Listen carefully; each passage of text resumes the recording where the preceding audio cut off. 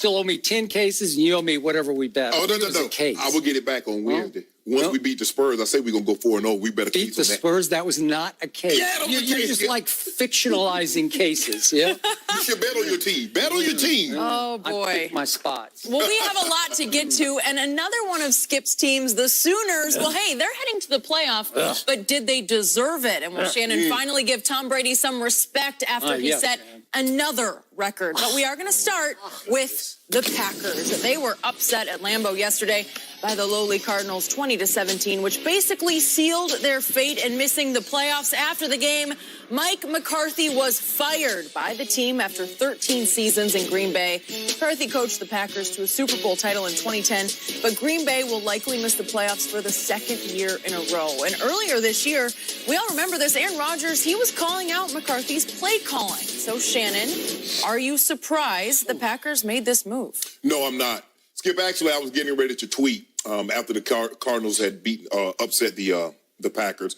I was going to take a shower, and then I was going to tweet. There's no way. You got to tweet instantly. That's what it is. Come on. There's no time for showers. Yeah, there's no time. Tweeting and showers don't go together. Nobody can smell you on Twitter, right? You don't have to clean up. I wasn't feeling fresh. Okay. So I get my phone, and I'm starting to tweet, and I look at the TV, breaking news. Scrolling across the bottom of the screen. Skip, I don't think this caught anybody by surprise. I think we all thought this was going to happen at the end of the season at bare minimum.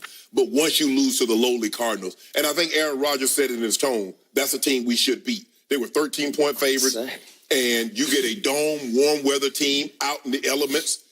You got to beat them. And it didn't happen yesterday, and Mike McCarthy is gone, and I believe this move is 3-4 years too late. Skip, I look at it like this. When you have a transcendent quarterback, it's not just good enough to make the playoffs. And I think that's what the Packers front office relied upon. Well, we're going to the playoffs. That's good enough.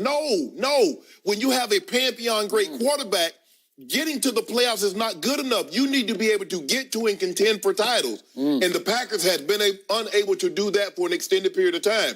I think they held on to Dom Capers, the defensive coordinator, for far too long. They let Julius Peppers go. They let Charles Woodson go. They let Michael Hyde and Casey Hayward. Michael Hyde and Casey Hayward, all pros last year, Skip. They were in Green Bay. So it seems to be that Ted Thompson, who they also let go this offseason, had a philosophy, we're going to get young guys and we're going to develop those. Well, the guys that you had, you let them go. I think, and Julius Peppers proved that he still has something in the tank. Charles Woodson went to 2 Pro Bowls. He still proved he had something in the tank. So, Skip, I'm not surprised by this, but Aaron Rodgers is not without culpability. He knows, and look, we look at his body of work this year, Skip, he's 21-1. 21 touchdowns, 1 interception. Their inability to run the football, but I think Aaron can play a lot better than what he's played. But he's been unhappy for quite some time with Mike McCarthy. They got rid of his a good friend of his, who's also the quarterback's coach, Alex Van Pelt. They didn't confer with him. And normally, especially when you're making offensive moves, someone of Aaron Rodgers' cachet, you normally run things by him, and clearly they didn't. Kind of told him the direction that the team was heading in. But he hasn't been happy with Mike McCarthy for an extended period of time. Skip, I am not surprised by this. This team is underachieved. The division was right there for them to take. Minnesota did not take off with this acquisition of Kirk Cousins like they thought they would. The Lions are the Lions. Matthew Stafford is doing Matthew Stafford things. The Bears are in the leading this division, but we don't know when Trubisky's going to get back, and they're relying on Chase Daniels. Skip, I'm not surprised this happened. It should have happened 3-4 years ago, but it happened now. And so now the Packers can move on knowing that they're going to have a new coach next season. So I hear everything you just said, but I'm interpreting it completely upside down from the way you were interpreting it, because I blame Aaron Rodgers far more than I ever blamed Mike McCarthy. But I am not surprised, because yesterday Aaron Rodgers officially quit on Mike McCarthy, because I had the game on. I didn't watch it carefully. But from what I saw of Aaron Rodgers' body language yesterday, it said all game long, until you get rid of this guy, I'm not really going to be into playing quarterback for the Green Bay Packers. And the Packers hit bottom yesterday. And so Mark Murphy, the president, who now controls everything in the franchise, he took about an hour after the game just to shake his head and say, well, wait a second. We just lost in the cold, in the snow, if you will, to a rookie quarterback in Josh Rosen, who, to my eye, is not very good, and a 2-9 Arizona Cardinals team at Lambeau Field on the frozen tundra, the hallowed tundra of Lambeau Field. And during that game, Green Bay went 3 of 14 on third down conversions. 3, is that good? No, that's not terrible. very good.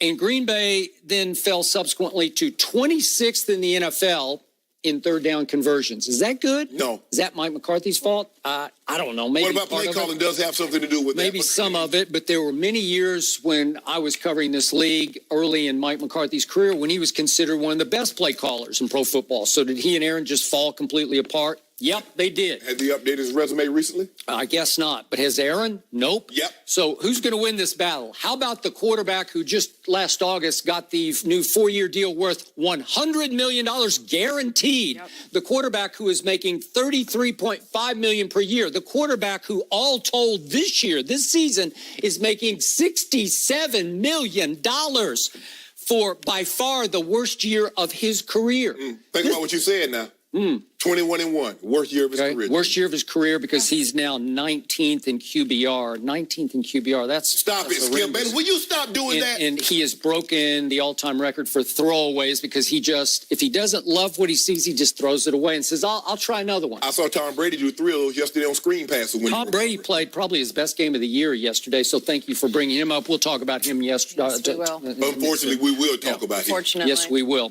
So you continue to call Aaron Rodgers the GOAT. He was just the lowercase GOAT of that game yesterday, but you call him the GOAT, and the GOAT always needs a scapegoat. And Mike McCarthy became the scapegoat because Mike McCarthy makes about $6 million a year. So let's see, $100 million guaranteed versus $6 million a year. I think Mike was just going to go. Has this offense progressed? Has it gotten better? Nope. Has the play calling got any better, Skip Bayless? Where's the adventure? Where's the imagination? Well, there's a Devontae Adams who he looks like a top 10 receiver to me, and he caught 8 passes yesterday. And Jimmy Graham, I know he's got a broken thumb, but he caught 8 passes yesterday, and he's been pretty good all year. I know Randall Cobb's only played 6 games, but he's pretty good. And those 2 kids, at Randall 6, Cobb, Skip. What's that? Randall Cobb is not the same Randall Cobb. Okay, well, I think he looks pretty good. And 6'5" Equanimous and 6'4" Valdez Scantling, they look like young studs on the rise, and how they don't contribute more, I don't know. No passes, and the other guy caught 2 passes. Yeah.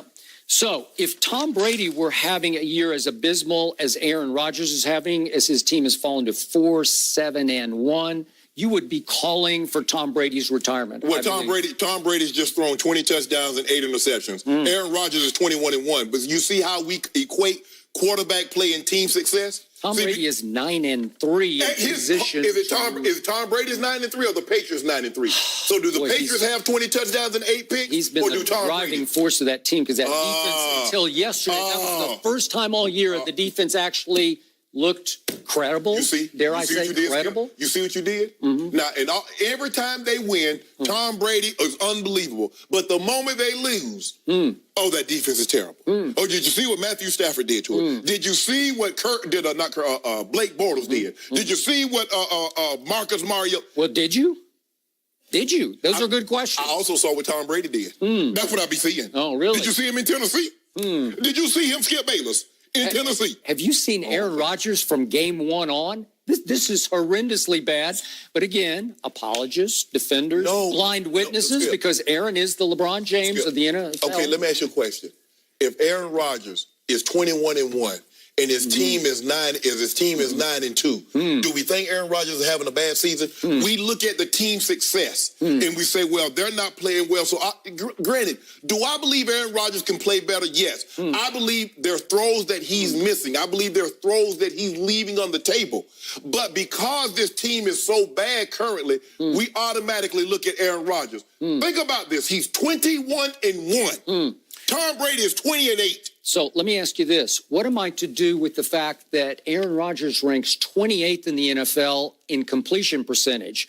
And if I just take the 13 quarterbacks with 400 or more attempts, he ranks dead last of those 13 with 400 more attempts. So what am I supposed to do with those numbers? Because here's the thing, Skip. Their inability to run the football. See, you talk about Tom Brady. They took a 6'4" receiver and they turned him into a running back.